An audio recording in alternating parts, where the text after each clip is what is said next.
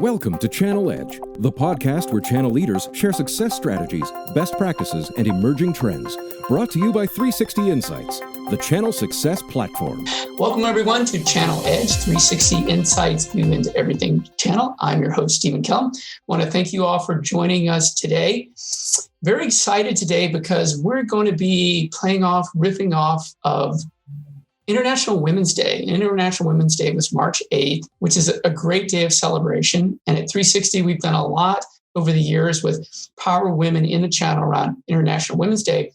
But it was fascinating this March 8th because historically we've looked at it as a celebration, and it should be a celebration of all the great things that have been done by women all the way back to 1918. And I'm sure women have done great things way before 1918. But in 1918, it really became a global movement.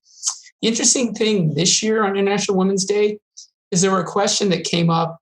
Are we celebrating International Women's Day? Are we honoring International Women's Day? And it was fascinating to have that conversation with women in the channel because of all the trials and tribulations that are going on today that are getting exposed. And they've always been there, I think. But I think COVID and our social interactions and what's happened with COVID have just sort of exacerbated that. So I think we're going to do a little bit today, and I'm going to go totally off script, listeners, and say I had this plan where I was going to talk about sexual harassment, a very heavy topic, and we're going to dig into that and spend 30 minutes talking about how ridiculous it is that exists today. And as a father of two daughters, I just find it, I abhor the fact that still exists. But it's funny, as we were doing the pre-chat with Adele, and I'd like to introduce Adele Hedrick from 360 Insights. Welcome, Adele. Thank you. So happy to be here. Yeah, great to have you. And Adele is the lead on data analytics, not can be confused with BI. We're going to talk about that in a little bit. But here was the interesting for me, listeners. As we were going through this, I'm thinking we're going to get into this heavy side of sexual harassment. And Adele has lived through a lot through that and then has come through it tremendously. And I thought we were going to spend a lot of time on that. But as we're going through it, I was so impressed with what Adele has done in her life. And we spent less than 5 minutes talking about how horrific that is. And we spent the other half an hour talking about what she's done. And to me, it was just very uplifting. So I'm sharing my take on that is, wow, there is a lot to celebrate, even with those pieces. So I think we're going to start there. And maybe, Adele, you could tell our audience a little bit, what you do now, and then really maybe dig into a little bit what your experience was, even though it was a couple of years ago. And then we can walk down that path of how you progressed from that and what you've done, because it really should be talking about your accomplishments, right? And I think that's what we want to, at least that's what I'd like to emphasize. Okay. You're going to have to cut out my pauses. That is all totally fine. So yeah, if you could just tell, so Adele, if you could just tell everybody a little bit, so a little bit about what you do, and then we'll dig into the history. All right.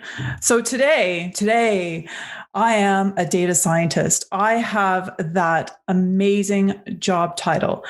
And I truly believe that I am more successful than I ever thought I possibly could be.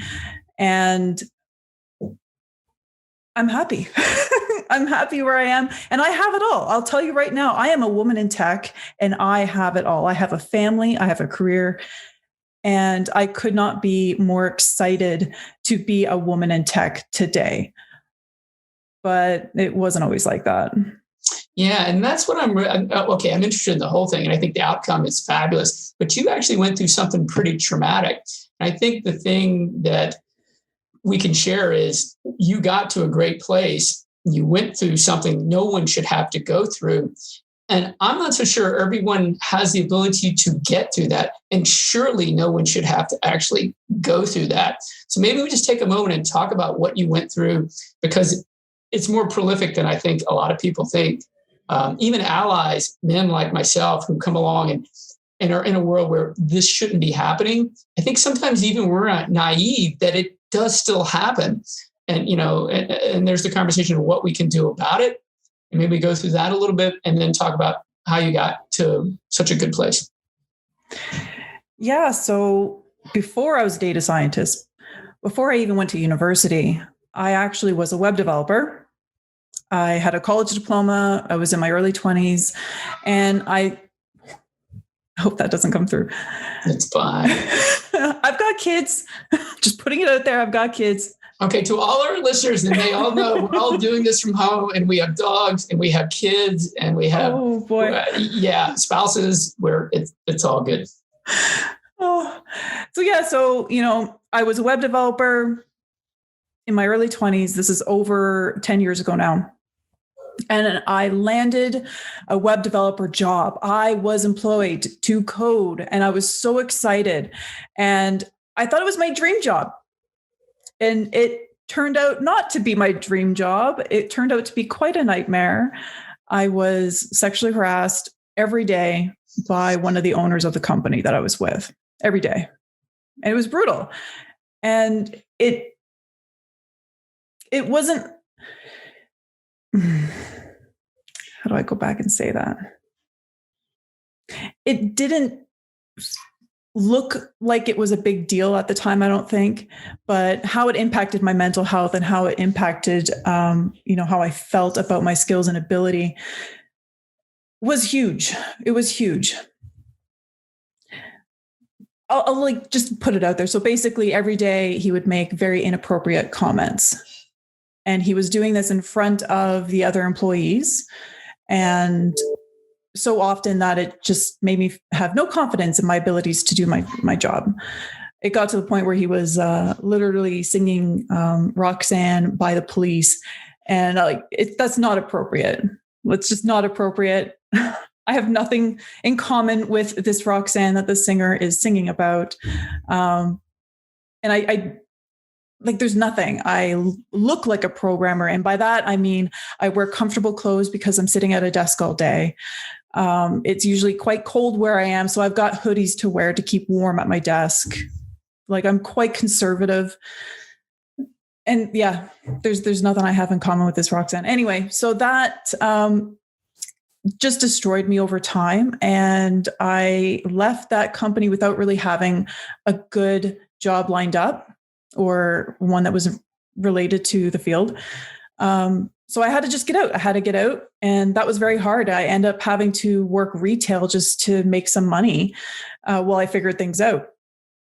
So yeah, I left a job that I thought that was amazing only because I was getting harassed every day. It had nothing to do with my performance. It had nothing to do with how good I was at my job. I had to leave because of something so gross and horrible.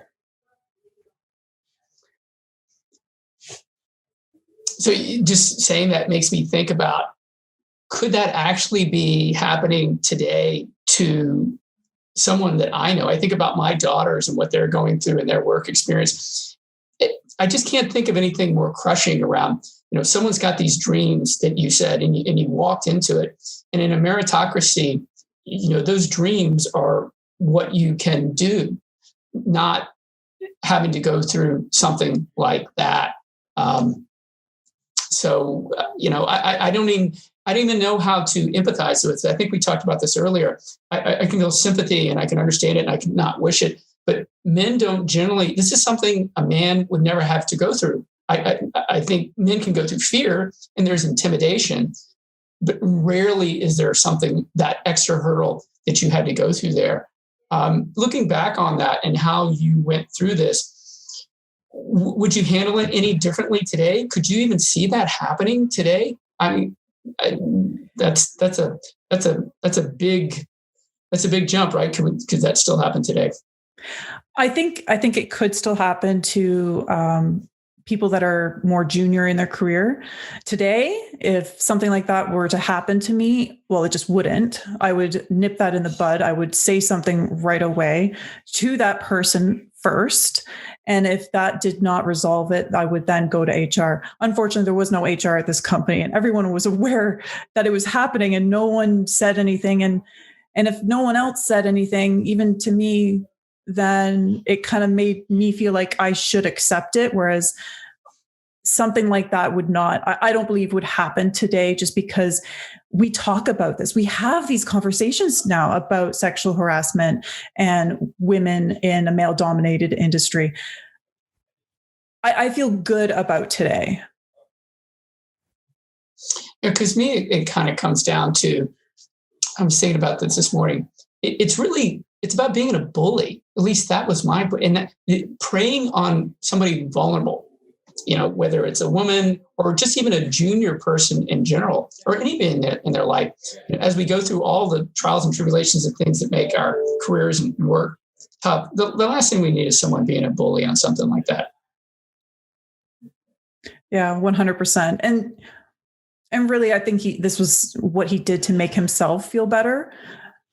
Perhaps, he wanted to feel control, which is bizarre because he was one of the owners, but he just needed to just be in everyone's business. And I don't know.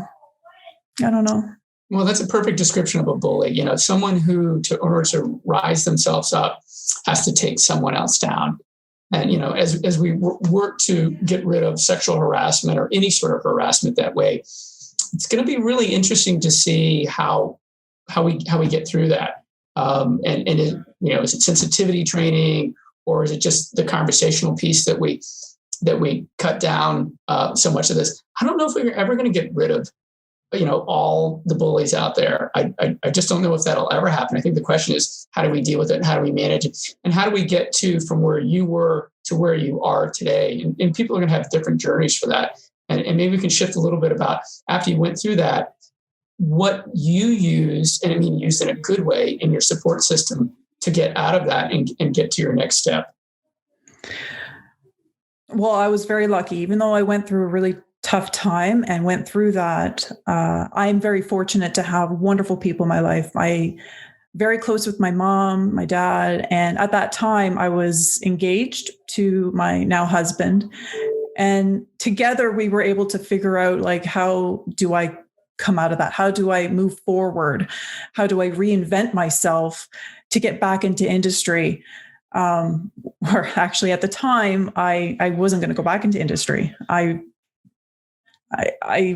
decided against it because I had a bad experience and I didn't want to go back. So, after being a web developer, after leaving that job, I made the plan to go back to school to become a high school teacher, teaching computer science, because I figured I still get a code. And I enjoyed being a TA and a tutor while I was in college. So maybe that is the right idea for me. Maybe that would be the right fit. And I figured teaching is a safe place for women. So that's kind of where I went after that. Although, I wasn't getting any younger. So, we did have to think, okay, if I go back to school and I want to have babies before I hit 30, I'm not saying you have to be in your 20s to have babies. I'm just saying, for me personally, as a major planner, I wanted my future children to be in their 20s when I hit 30. So that's why I had this dream to have my babies in my 20s. But when you hit 50, you said hit 30. You're going to be in your 20s and hit 30? Wait. Oh my gosh. Yes. Wait. So you wanted to have them when they were under 30 so that when they hit their 20s, you are in your 50, right? Yes, that's what I want. I wanted, oh my gosh, I can't even think right now. The reason I know this is because my wife has the exact same plan. I've actually lived through this plan. I'm doing the math. and it did good, right? Listen, I'm doing the math. This is bad. I know. I should be doing the math. Yes, that was the plan. I wanted to. Okay, so I plan on retiring early. Don't tell my boss. You got a few years left. I got a few years left. You got a few years. Well, you would think. But I wanted to make sure that my kids were in their 20s by the time I hit 30. Or, oh my gosh, 50. What's wrong with me today? I wanted to make sure that my kids were in their 20s when I hit 50. And so I wanted to have my babies before I hit 30. And where was I going with that? in your life. Good luck editing this. No. This is all totally fine. So, and this is all great. And by the way, you were talking about wanting to be a teacher, and you were talking about moving maybe back. I'll go back to that, and you'll have to cut a whole bunch out. No, it's totally fine. Look, listeners love this sort of stuff. But the interesting thing you said about wanting to be a teacher and wanting to have your kids and then be in their 20s when you're 50. The most interesting thing you said was that teaching was going to be a safe place for you.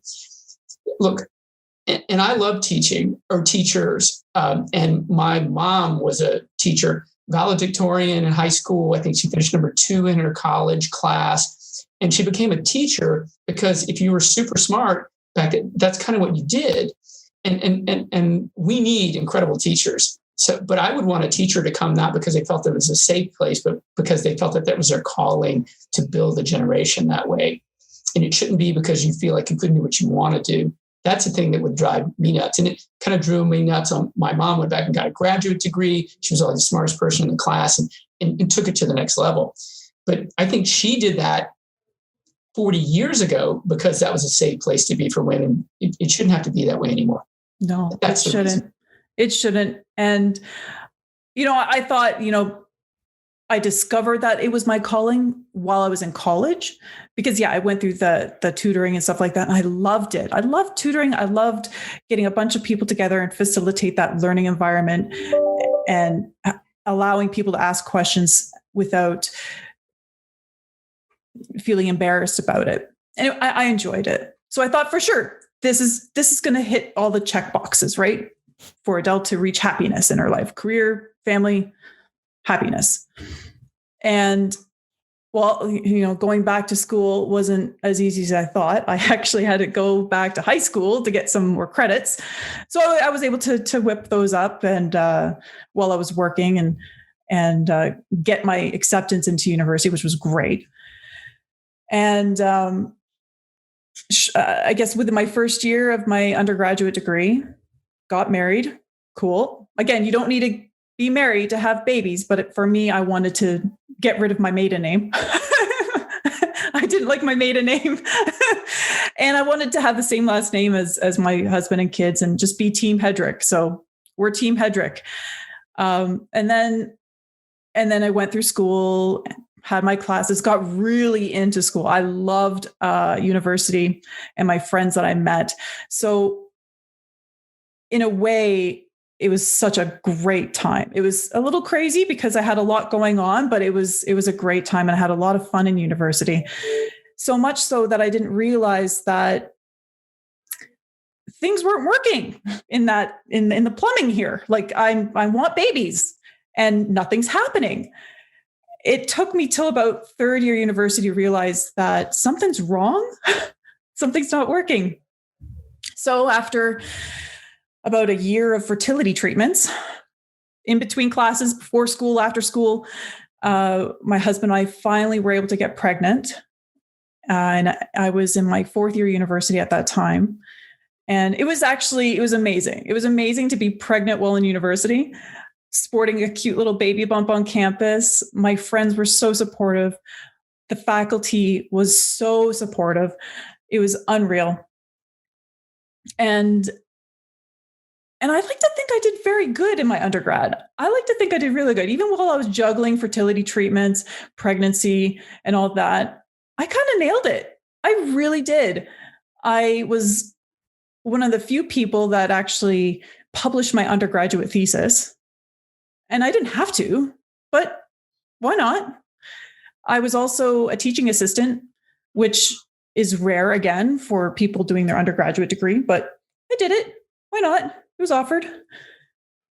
And I waddled up onto that stage to get my my degree at the end of it. It was fantastic. And then I took a year off between my undergraduate degree and my Bachelor of Education because I wanted to be at home with the baby. And I was very fortunate to have that time. Not everyone can do that. But again, like I had a great support group. I had my mom, my wonderful husband. It was fine. It was great. And then when I started my Bachelor of Education, my mother took care of my baby while I went to school. So I had that as a major support. And, I don't know if I mentioned this, but we were living with my parents. We were living with my parents because how am I supposed to afford tuition and babies and moving out? Like, it wasn't going to happen. So my husband and I were living with my parents, and we'll forever be grateful to them for that, as well as the childcare that they provide and still provide. Yeah. So I went back to school again after my first and was doing my bachelor's of education. And because it took so long to get pregnant the first time, we were like, okay, let's get a head start on this fertility stuff again.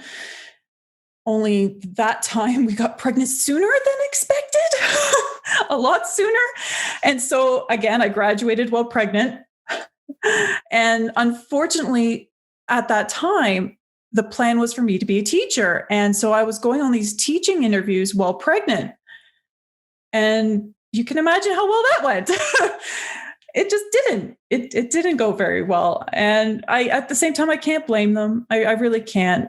Like, you don't want to hire someone that you may get like a couple months and then they have to go on mat leave. I get it.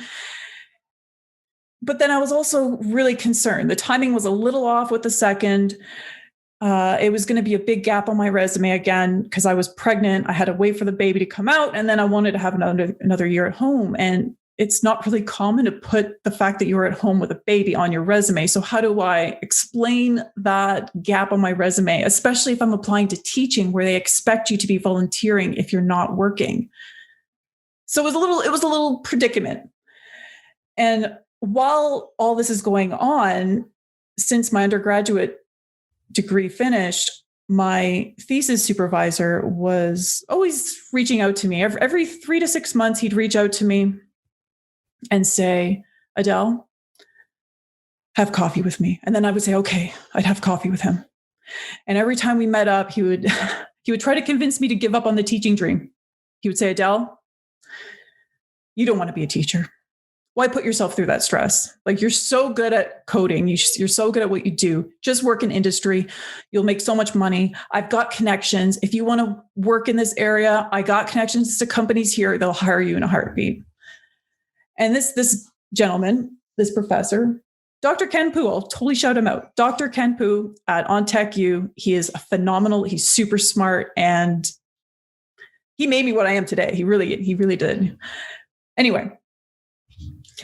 So there I was, again, meeting with him in the coffee shop, and he's trying to convince me to do a master's with him and go industry.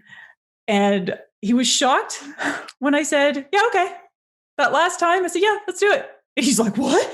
You're going to do it? I'm like, yeah, let's do it. Because I had nothing lined up. I was getting concerned. And now at this point, I'm getting really desperate to have a career, because now I've got 2 young children, a husband, and living at home with my parents still. And I didn't want that forever. At least I didn't think I wanted that forever.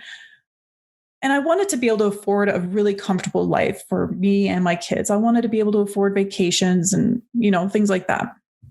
Did you face any fear? I mean, you had gone from, you said industry before, where you had a really bad experience with a male coworker or boss. Was that part of your trepidation about jumping into industry there? 100%. 100%. I was so scared.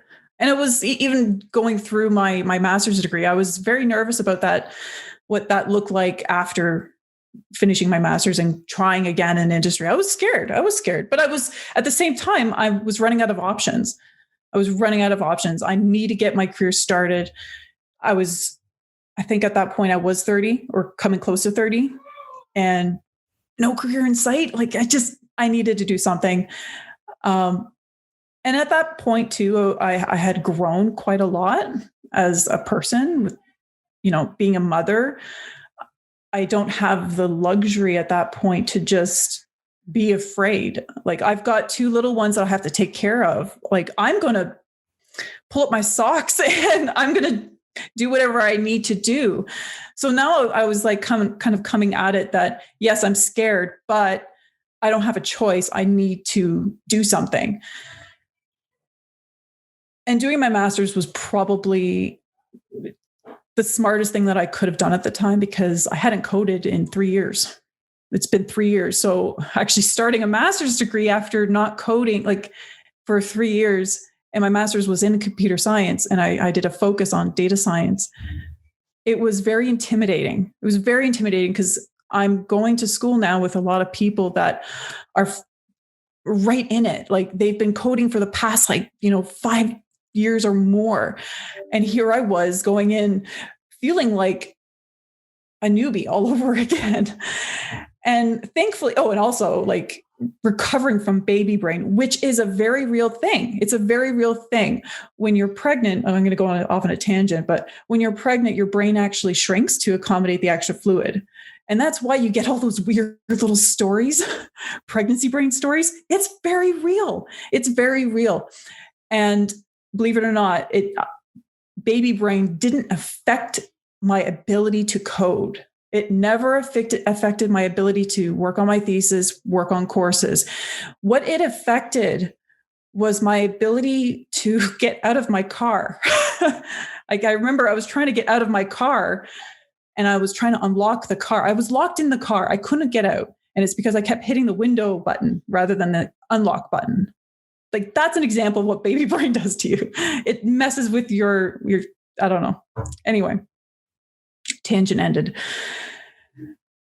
Yeah. So I started my master's when my youngest was 8 months old. I hadn't coded in a long time, and that was very scary, but it took me about 3 months to get back up to speed and then some, which was amazing. But again, like I was motivated, I was driven. I got these 2 little babies at home motivating me. One was nursing still. So my 8-month-old, he was still nursing. So there I was pumping milk to and from school, pumping milk at school, carrying around a cooler. And it worked. It worked. But again, like I didn't want to do the bare minimum while I was doing my master's. No, at that point, I decided I was going to do something very drastic everything drastic to make sure I finished that degree with the most hardcore resume. I was going to be the candidate that everybody wanted to hire. That's who I was going to be. I was determined. I'm going to be that person that everybody wants to hire. And so I said yes to every opportunity that came my way. I didn't realize how many opportunities would come my way, though, when I kind of, said I was going to do this. I had my brother's friend from high school, who was actually a coach on the rowing team at OnTechU at the time. He reached out and said, "Hey, Adele, you should totally try out. Let's go into rowing." And I said, "Well, actually, you know what? That adds a really good dimension to my resume. So yes, I will try out for rowing." And I got it accepted. I made the tryouts and I was on the team. I don't know if anybody knows this, but you have to be on the water at 5 a.m. I've done rowing, and a lot of women I know have done rowing in this. I did it in Newport Beach, and yes, it's 5 a.m. Yeah. Which for me, it meant I had to get up at 3 a.m. And a lot of people are like, "Oh my gosh, like even a normal person getting up at that time, like that's unreal. Like, how did you do that?" I'm like, "Well, I had a baby, so it's not like I was getting sleep anyway." So what's the difference? So that's what I would do. I would get up at 3 a.m., get myself up on that water with my wonderful team and row, and then run back home, pick up my eldest, take him to Montessori on my way to my 8 a.m. class, and then, go home afterwards. But yeah, that was, again, the rowing. It was a great opportunity. It added a neat dimension to my resume. And I got to meet a whole bunch of really amazing women on the team. And the coaches were great, men and women. They were very supportive. They were shocked. They were shocked at how old I was. They were shocked. They didn't know for the longest time. They actually thought it was a mistake on my application. They thought I was 10 years younger than what I actually was, which I took as a compliment. I'm like, "Oh, no, that is my age. And, I have 2 kids. I am married." And they're like, "What?" I'm like, "Yeah, like that's real." Here I am. So that was one really cool opportunity. Another opportunity was that, a friend from my undergrad years reached out to me when she found out that I was wanting to go industry. She reached out and said, Adele, you have to come work with me. I need you on my team. And I'm like, whoa, whoa, whoa. Like, I'm not willing to give up my master's. Like, I'm going to finish this and then we can talk after. And she's like, well, like, would you be willing to work part-time? I said, well, yeah. And after some interviews and stuff like that and going back and forth, I was able to work part-time remotely for IBM, which obviously I'm going to take that opportunity. That's a big name to put on your resume. And I was really excited. And I was able to build them some amazing, amazing software just on 10 hours a week. But at that time, it was like full stack software development, which I knew quite well. Not a big deal. So that was opportunity number two. Another opportunity that I was given was going to conferences in my master's degree. And I went to one conference and it was like a celebration of women. And it was put on by the ACM, which is the Association of Computing and Machinery. And there I got really inspired. I got really inspired about all these powerful women in industry. And at that point, there was still the discussions about just support and the state of women in computing and women in tech and how we just need to support and to support one another. And that led me to be one of the founding members of the ACMW chapter at OnTechU. So I helped start that. And it was because there was a need for it at the university, being one of the only female TAs in computer science. Some students would approach me with problems with their classmates. And yeah, after one of those students had come forward and to get some support from me, that's when I just table flipped and started the chapter. And it was great. We had that space on campus for, women that were going through issues to come together. And you'd be surprised how many male allies joined. There was so many male allies that joined, and we embraced them. We were so excited that, we built this safe space for women to come together, get support, share their story, and have these allies that are eager to learn how they can help, how they can support us. So that was so motivating, so inspiring to see, and made me feel really good about, my decision to go back into industry, because these conversations were happening. Companies were aware. Even people that I was in school with, either, teaching them as a TA or colleagues, they were so supportive. So that was another opportunity. And then, of course, because I worked with the same professor as my thesis supervisor again, he said, hey, let's publish some papers. So he would just find these different conferences and he would say, okay, here's one where your thesis fits. Let's write a paper for this. Let's write a paper for that. So we end up not just publishing one paper on my master's thesis, but we published two. So that was another conference I got to go to. At that point in time, my baby was getting a little bit older, so I had to stop nursing to go away for that one. But it was okay. He had almost 2 years of nursing, so that was fine. That was basically my master's. And by the time I defended my thesis and finished my master's, I was actually working as a software developer at 360 Insights on the data and analytics team. And I could not think of a better place to end up. Like 360 has been an incredible place to work, to be involved in culture, and to feel support. Like I had amazing coworkers, amazing bosses, and I'm so happy that I decided to give industry a second shot, because in the time that I'd left and came back, it has changed. It has changed dramatically. And I'm happy. Look, that's an amazing story. I think we can stop there for the moment, because otherwise we could go on and on with your story. And I mean this in the greatest way. Most of the time, listeners, I have to ask people questions and interject and push them in a direction. I just needed to just shut up and let you tell your story. I think it's an amazing story. I'm so impressed with you. And so real quickly, you've done so much in such a short period of time to get to where you are. It really is an example. How can people reach you, get in touch with you? And you've done so much to support people. I'm assuming that you'd be totally cool with people reaching out to you and sharing. So how can people get connected with you? I'd love for people to reach out to me, and please do. I'm on LinkedIn. I'm Adele Hedrick. Hedrick is spelled Hedrick. And what? I'm sorry? Hedrick, I was listening. Team Hedrick. Yeah, I'm Team Hedrick. And reach out. Just send a little connection invite. I will accept you, especially if you put a message in saying, I heard you on the podcast. Love to chat. I'm always open to mentoring young people. Or older people. Actually, I mentor everybody. Who am I kidding? And then I may find some way for them to mentor me back. You never know. But yeah, reach out. I love mentoring. I think I've got one new mentee, possibly two right now. I'm always looking for more.